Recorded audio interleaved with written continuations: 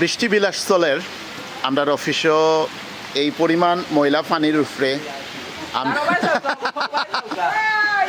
ময়লা পানির উপরে বৃষ্টি বিলাস চলের